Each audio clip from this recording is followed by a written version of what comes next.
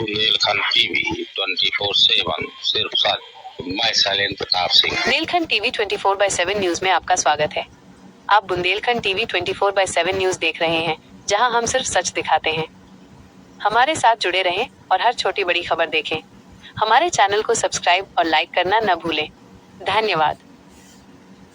सरकार और नेताओं के साथ मिलकर आम आदमी की जिंदगी तबाह कर दी है। आग्रह है कि जो बालू माफिया गाँव को, इस इलाके को, इस नदियों को जिंदगी तबाह की है, बालू माफियाओं पर और जो लोग इसमें इन्वॉल्व है उस पर इंक्वायरी करके उसको जेल भेजा जाए। वो तो बच गए हम लोग, अभी हमारे साथ सब प्रेस वाले भी मर जाते।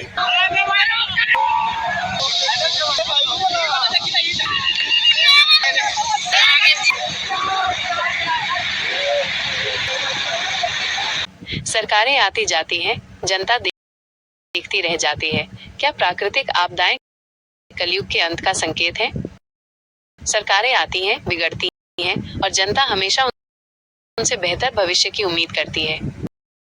लेकिन बीते कुछ समय से जिस तरह की प्राकृतिक आपदाएं देश भर में कहर बरपा रही हैं, वो सोचने पर मजबूर करती हैं कि क्या हम सचमुच कलयुग के अंत की ओर बढ़ रहे हैं? साल दर साल बढ़ती गर्मी, विकराल बाढ़, विनाशकारी भूकंप और तूफान, ये सब प्रकृति के साथ हमारी छेड़छाड़ का ही नतीजा है। कहीं न कहीं हर साल तबाही देखने को मिलती है, चाहे वो कम हो या ज्यादा। गर्मियों में जला देने वाली गर्मी, बरसात में गांवों को लिए जाने वाली बाढ़ और धरती को हिला देने वाले भूकंप, ये सब क्यों हो रहा है, ये विचारणीय विषय है। जल प्रलय का बढ़ता कहर, नदियां बनी विनाश का कारण। आजकल देश के कई हिस्सों में बरसात का मौसम अपने पूरे शबाब पर है। चारों ओर पानी ही पानी दिखाई देता है और ये पानी नालों के रास्ते नदियों तक पहुंचता है, जिससे नदियां उफान पर आ जाती हैं। इसका सीधा असर उन गांवों और शहरों पर पड़ता है जो नदियों के किनारे बसे हैं। नदियों में आने वाली बाढ़ के दो मुख्य कारण हैं। पहला, लगातार बारिश से हर जगह का पानी नदियों में मिलना। दूसरा, नदियों पर बने बांधों से पानी छोड़ा जाना। जब बांध अपनी क्षमता से अधिक भर जाते हैं तो उनके गेट खोल दिए जाते हैं, जिससे इकट्ठा पानी तेज गति से निकलता है। बारिश का पानी और बांधों से छोड़ा गया पानी जब एक साथ मिलते हैं तो नदियां रौद्र रूप धारण कर लेती हैं। वे अपना रास्ता बनाने लगती हैं और जो भी उनके सामने आता है उसे अपने साथ बहा ले जाती हैं। इस समय देश के कई हिस्सों में बाढ़ की स्थिति बनी हुई है और नदियां अपने विकराल रूप में हैं। बिहार में गंगा का तांडव, जवैनिया गांव का अस्तित्व मिटा। इस समय बिहार प्रदेश में गंगा नदी प्रचंड रूप से बढ़ रही है। इसका सबसे बुरा असर बिहार के आरा जिले के जवैनिया गांव पर पड़ा है। यह गांव अब लगभग समाप्त हो चुका है। पिछले कुछ दिनों से गांव के ज्यादातर घर गंगा नदी में समा चुके हैं। कैमरे पर 300 से अधिक घरों को गंगा में विलीन होते देखा गया है। जिन घरों को लोगों ने अपनी खून पसीने की कमाई से बनाया था, वे उनकी आंखों के सामने जल समाधि ले रहे हैं। गंगा का जलस्तर खतरे के निशान से ऊपर बना हुआ है, जिससे लोगों में भय का माहौल है। लगभग 500 परिवार बेघर हो गए हैं। गांव के लोग ऊंचे स्थानों पर पलायन करने को मजबूर हैं और सामाजिक संगठनों द्वारा बनाए गए रेस्क्यू कैंप में रह रहे हैं। जिनके घर अभी बचे हैं, उनके मन में भी डर का माहौल है कि उनका घर कब तक बचा रहेगा। प्रशासन पर सवाल और मदद की गुहार। स्थानीय लोगों का कहना है कि प्रशासन से उन्हें उचित मदद नहीं मिल रही है और वे एक स्थायी समाधान चाहते हैं। ग्रामीणों का दर्द है कि कुदरत ने उन्हें ऐसे मोड़ पर ला दिया है जहां न सिर के ऊपर छत है, न पेट भरने के लिए खाना। इसी बीच जन अधिकार पार्टी लोकतांत्रिक के अध्यक्ष पप्पू यादव ने बाढ़ पीड़ितों को 20-20 हजार रुपए की आर्थिक सहायता दी है और खाने पीने का इंतजाम भी किया है। उन्होंने सरकार से भी मदद की अपील की है। वहीं दूसरी तरफ बिहार में फाल्गु नदी पर बना पुल भी धीरे धीरे बह रहा है, जो एक और चिंताजनक स्थिति को दर्शाता है। ये प्राकृतिक आपदाएं हमें सोचने पर मजबूर करती हैं कि हम प्रकृति के साथ अपनी छेड़छाड़ को कब तक जारी रखेंगे। ये समय है कि हम इन घटनाओं से सबक सीखें और भविष्य के लिए बेहतर योजनाएं बनाएं। बुंदेलखंड टीवी 24/7 न्यूज सिर्फ सच दिखाता है।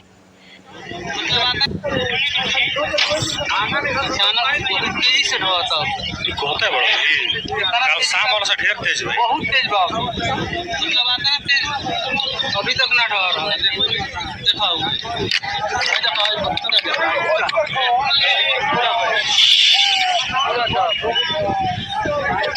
आज हाई देखो पूरा घर समा गई नदी में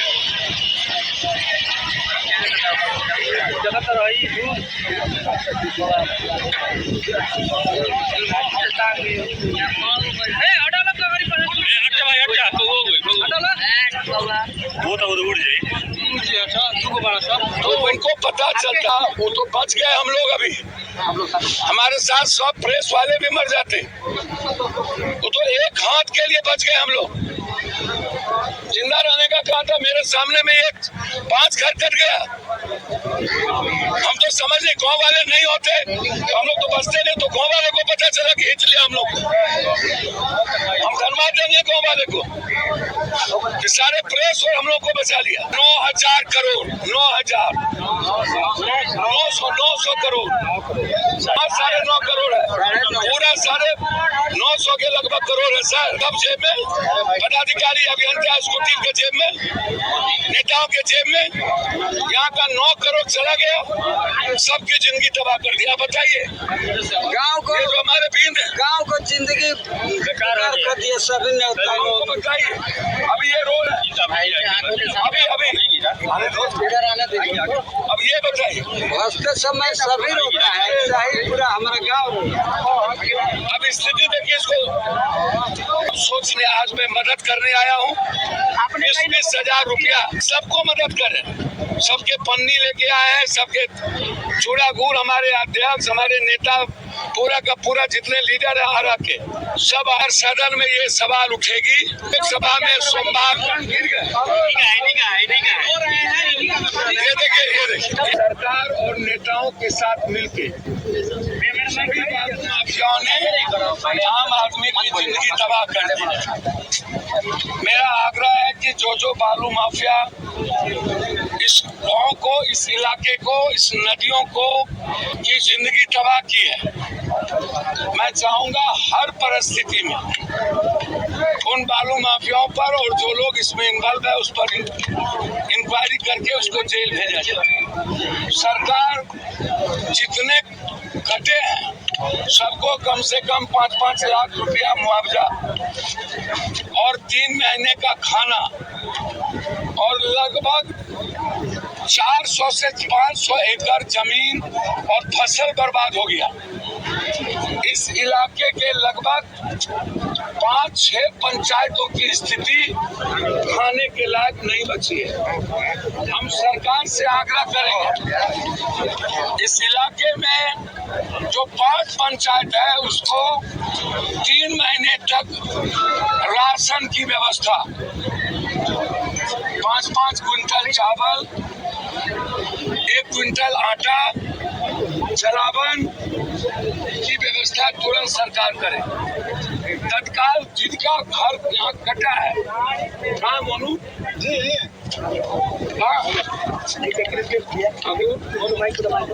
उन लोगों को 20,000 रुपया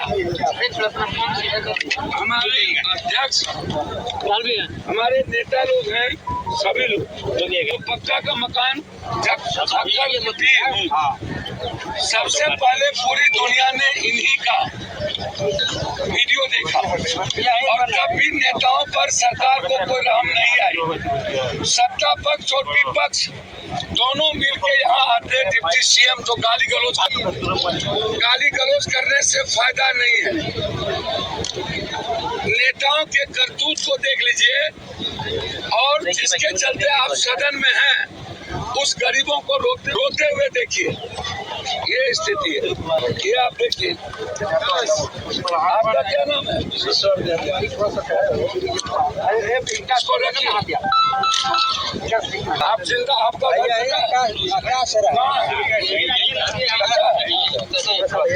आपका क्या नाम है? आपका नाम? आप लोग चिंता मत करिए, हमारे अध्यक्ष लोग खाना व्यवस्था लाए। जरूरत होगा तो हम 3 महीना तक गेम चलाएंगे। एक घर बनाने के लिए हमने आप लोगों को 20-20 हजार रुपया भी किया है, खर्चा मत करिएगा। और यही ना, क्या नाम है आपका? आप सभी को नमस्कार। ये कविता हमारे बाबूजी के द्वारा लिखी गई है और इसे हर्षिता सिंह की आवाज़ में आप सभी सुन रहे हैं, तो सुनिए। लौट रहे हैं हर क्षण मंदोलित दोलन सा, तुम आते अनजाने कह जाते मेरी मनसा। जगता स्वप्निल आंगन पाचरणों की लाली, एक किरण तुम नभ में हिलती कुंतल काली। ये दुस्तर पथ सीमाएं भेद रहा नभ जिसको, पास उन्हें कब पाए खोज रहे हम जिनको। सागर से उर्मिल मन में तुम चंचल भाव हमारे, मैं रहा था पेड़ा सहता तुम बैठे रहे किनारे। खोजूं मैं अब किसको तेरी निस्सीम छटा में, है यही तुम्हारी माया मैं धुलता अश्रुघटा में। भर भर कर तुम आंसू अपने सजल नयन में, बने हुए थे बादल मेरे अस्मृत नभ में। विदा किया जब तुमने संध्या में सपने भर, मधुर हास था बिखरा अधरों के स्मृत तट पर। रच डाला था मैंने मन के चित्र फलक पर, मिलन काल की बेला उषा का आंचल भर। कुछ सुना नहीं क्या तुमने कैसी नीरी थी वाणी, नियत चक्र में फंसकर प्रणय पीर सहता प्राणी। फैली तम की चादर जगमग जुगनू है करते, व्यथित चांदनी जलती तारे सभी बेघर से। झर झर झरते झरने कर मुखर दिशा के सपने, अबोध काल सीमा पर कहते थे तुम अपने।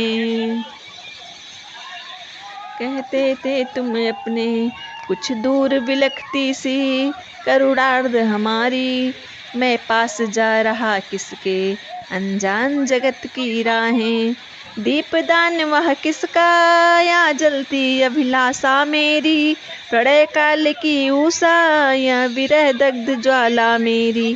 तुम लूट रहे हो लूटो बिखरी मुक्ता की माला, ये व्यथा भरी है रातें इसमें से हुआ उजाला। नील जलधि के तट पर भरते तुम घटे अपना, बुलबुले सदृश सपनों में गिनता जाता सुख अपना। चिड़ियों वन की प्यासी तृष्णा मेरे घर आई,